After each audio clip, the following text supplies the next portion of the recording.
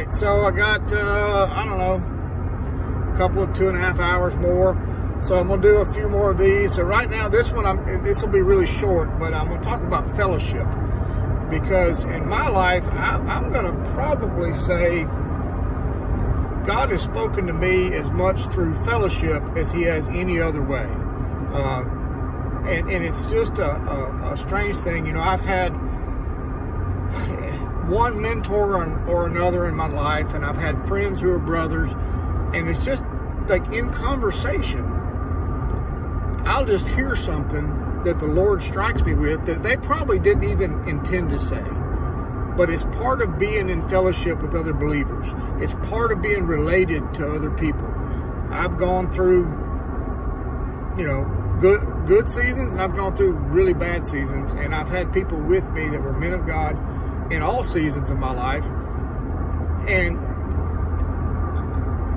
we can just be talking, and all of a sudden I'll hear something that strikes me as from the Lord, but if I ask them, they probably didn't even know they said it. It's not like they said, "Thus saith the Lord," you know. It's just like as we talk. That's one of the things that hurt me so bad when my friend Mark Smith died, because we were close and our fellowship was rich, and the Lord would speak to me and speak to him through our relationship. And I know today a lot of Christians don't have close fellowship, and that's not healthy. It's not good for you. And I don't mean go to church. I mean, you need to have people in your life that you're close to. You're praying for each other. You're standing together. And I don't know why. It's really odd in my life. I actually have like 5-star athlete Christian brothers that are around me, and I'm like a 1-star trying to get to 2-star or something. But God put good men around me that hear from God, that are righteous men, that have long-standing histories.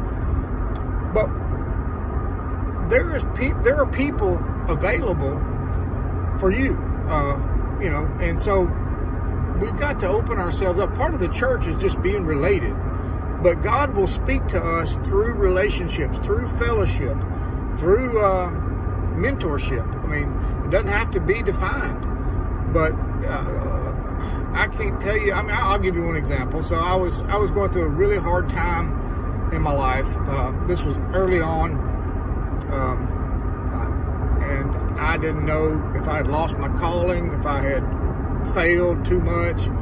And one of my mentors who fathered me for a season, the one that prayed for me to receive the Holy Spirit, just said, "Why don't you read John 14, 15, and 16?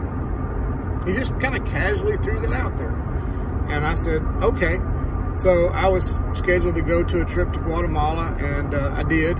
And I really went on that trip to try to like resurrect myself, because it was a hard season. I had gone through a pretty significant traumatic event in my life, and while I was there the first night, you know, everybody kind of went to bed. I'm kind of a night owl, so I got my Bible and I read John 14, 15, and 16. And everybody else was asleep. I went down to the La Iglesia, which is the little church building, and I just walked in there. It's pitch black, dark. I got a little flashlight, and then God started speaking to me out of those verses, and it changed my life. It absolutely changed my life. It was the Lord speaking from the Bible and some, but it literally changed my life. But the catalyst for that was just the fellowship. In the fellowship, he just said, "Why don't you read these verses?" But that's just one example. I mean, so many times I wouldn't be married to my wife today had he not said something in fellowship, because I thought, you know, it was a lost cause. Not because I didn't want to. I just thought the plans were going the other direction. And he said, "Well, give her a better option." And I was like, huh. So I sought the Lord, and I gave her, I don't know if it was I don't know if you asked her if it was a better option, but it was another option. But anyway, she took it, and you know, and I mean, God couldn't have given me a better woman.